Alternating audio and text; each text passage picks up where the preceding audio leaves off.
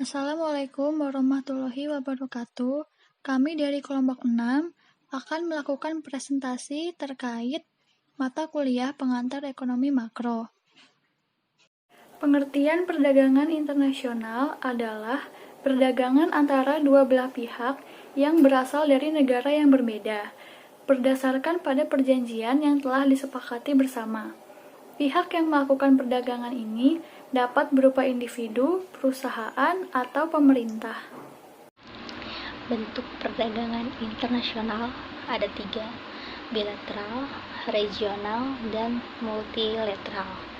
Perdagangan bilateral ini yaitu perdagangan yang dilakukan antar kedua negara, misalnya negara Indonesia dan negara Timor Leste, negara Amerika dan negara Jerman, seperti antar kedua negara yang memiliki hubungan perdagangan atau kerjasama.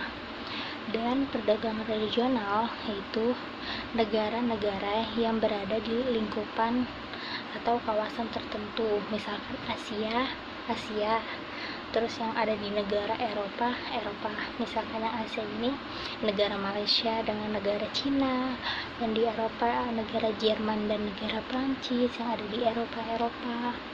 Terus yang ketiga, perdagangan multilateral. Perdagangan multilateral itu negara tanpa dibatasin kawasan tertentu, misalkan Asia dengan Eropa tanpa memiliki suatu batasan di antar kedua negara tersebut, biar keduanya negara ini dapat bekerja sama dalam melakukan perdagangan internasional. Seperti itu. Selanjutnya yaitu faktor pendorong perdagangan internasional. Yang pertama yaitu ketersediaan sumber daya alam. Tidak semua negara merupakan penghasil rempah-rempah atau tidak semua negara merupakan penghasil bahan tambang. Dan yang kedua, perbedaan faktor produksi. Meskipun memiliki sumber daya alam yang melimpah, tidak semua negara memiliki modal dan pengetahuan untuk mengelola sumber daya alam tersebut. Dan yang terakhir, untuk memenuhi kebutuhan dalam negeri, tidak semua kebutuhan dalam negeri dapat dipenuhi dengan produksi dalam negeri itu sendiri. Manfaat perdagangan internasional: memperluas pasar sehingga meningkatkan efisiensi produksi. Dengan adanya perdagangan internasional, maka pasar untuk barang yang diproduksi di suatu negara akan bertambah, sehingga akan meningkatkan skala ekonomis, sehingga biaya produksi semakin murah. Yang kedua, sebagai sumber devisa negara. Adanya perdagangan internasional akan memberikan devisa pada negara yang menjual barang ke luar negeri. Devisa ini dapat digunakan untuk membeli barang di luar negeri yang dibutuhkan untuk memenuhi kebutuhan dalam negeri.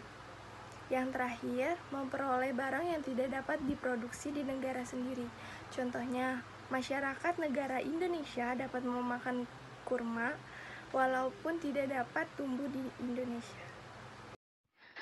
Pengertian dari neraca pembayaran yaitu dapat didefinisikan sebagai catatan yang sistematis mengenai transaksi yang dilakukan oleh penduduk suatu negara dengan penduduk negara lain dalam suatu jangka waktu yang tertentu, yang biasanya 1 tahun, yang dikategorikan penduduk suatu negara seperti adalah penduduk perseorangan, perusahaan, lembaga negara, dan organisasi nirlaba. Di dalam neraca pembayaran ini ada debit dan kredit. Setiap transaksi internasional dimasukkan baik sebagai debit atau kredit dalam transaksi negara yang bersangkutan.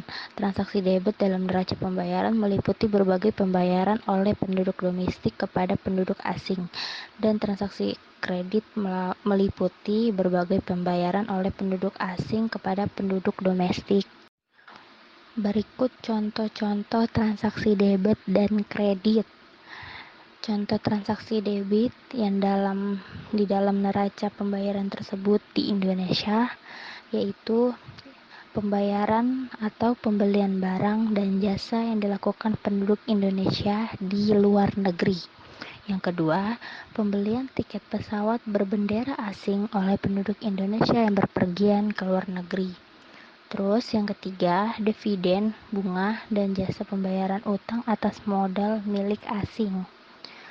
Kemudian contoh transaksi kredit di dalam neraca pembayaran di Indonesia itu ekspor barang-barang, pembayaran atau pembelian barang dan jasa yang dilakukan penduduk di luar negeri di Indonesia, pembelian tiket pesawat perusahaan Indonesia oleh penduduk luar negeri yang berpergian ke Indonesia.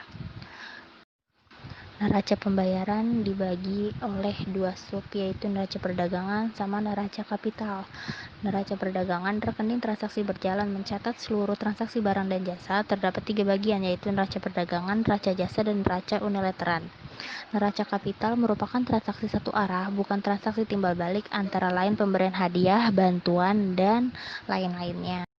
Di tabel ini saya akan menjelaskan ekspor, impor, dan neraca perdagangan Indonesia.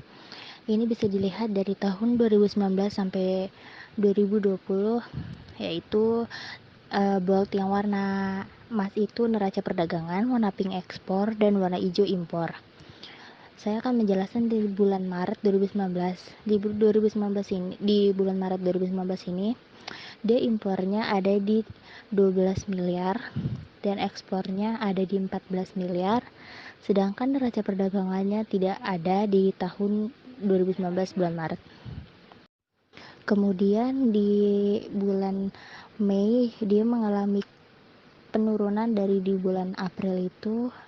Dia impornya ada 15 miliar dan ekspornya sekitar 11 miliar dan perdagangannya ada di minus atau di bawah dari sekitar min 6 miliar atau 7 miliar. Kemudian di bulan Mei dia mengalami kenaikan di ekspornya sekitar 15 miliar dan impornya sejajar dengan ekspornya 15 miliar. Kemudian di bulan Juli dia ada kenaikan sekitar 16 miliar untuk ekspor dan impornya. Kemudian di bulan Septembernya dia mengalami penurunan lagi. Tapi sebelumnya di bulan Agustus dia juga mengalami penurunan di 15 miliar dan sejajar dengan September 2019 itu ekspor dan impornya sama sekitar 15 miliar. Dan Novembernya dia mengalami kenaikan lagi sekitar impornya 16 miliar dan ekspornya 14 miliar dan perdagangan neraca perdagangannya ada di sekitar minus 2 miliar. Atau bisa kita lihat juga di bulan Januari 2020 dia mengalami penurunan lagi, ekspornya sekitar 14 miliar dan impornya juga sekitar 4,5 miliar. Dan bulan Maretnya dia juga mengalami kenaikan pada ekspornya di 14 miliar dan mengalami penurunan di impornya sekitar 14,5 miliar.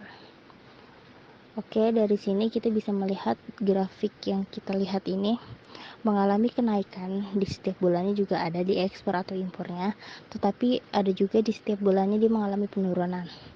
Dan ada juga neraca perdagangan yang tidak memiliki di setiap bulannya tidak ada memiliki neraca perdagangannya, bahkan di minus berapa miliarnya tersebut. Oke, mungkin penjelasan yang saya jelaskan mengenai tabel ini sudah cukup dan nanti akan saya zoom. Pengertian valuta asing.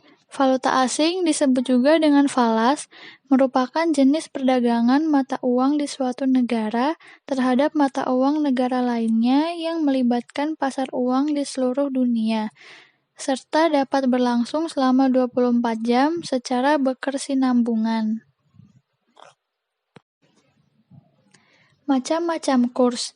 Yang pertama, kurs beli menunjukkan harga beli valuta asing pada saat bank atau money changer membeli falas atau pada saat seseorang menukarnya valuta dengan rupiah. Yang kedua, kurs jual menunjukkan harga jual valuta asing pada saat bank atau money changer menjual falas atau pada saat seseorang menukarkan rupiah dengan falas. Yang ketiga, kurs tengah. Kurs tengah merupakan kurs antara kurs jual dan kurs beli. Kebijakan moneter. Kebijakan moneter adalah kebijakan dari otoritas moneter dalam bentuk pengendalian agregat moneter seperti uang beredar, uang primer, atau kredit perbankan untuk mencapai perkembangan kegiatan perekonomian yang diinginkan. Jenis-jenis kebijakan moneter. Yang pertama, kebijakan moneter ekspansif. Kebijakan moneter ekspansif adalah suatu kebijakan dalam rangka menambah jumlah uang yang beredar.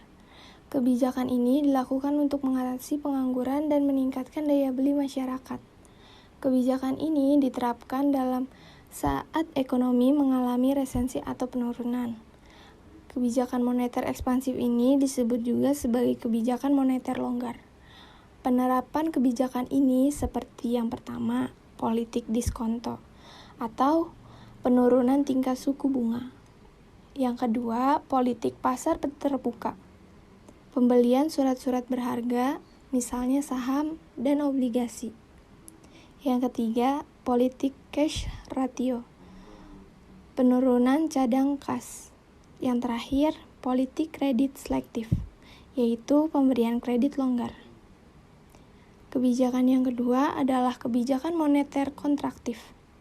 Kebijakan moneter kontraktif adalah kebijakan yang dilakukan dalam rangka mengurangi jumlah uang yang beredar. Kebijakan ini dilakukan pada saat perekonomian mengalami inflasi. Kebijakan moneter kontraktif disebut juga dengan kebijakan uang ketat. Kebijakan ini dapat diterapkan berupa: yang pertama, politik diskonto, peningkatan suku bunga. Yang kedua, politik pasar terbuka atau penjualan surat berharga. Yang ketiga, politik cash ratio, peningkatan cadangan kas. Yang keempat, politik kredit selektif atau pengetatan pemberian kredit. Oke guys, sekian presentasi dari kelompok kami. Kurang lebihnya dan kurang jelasnya penjelasan dari kelompok kami mohon dimaafkan. Terima kasih atas perhatiannya. Assalamualaikum warahmatullahi wabarakatuh.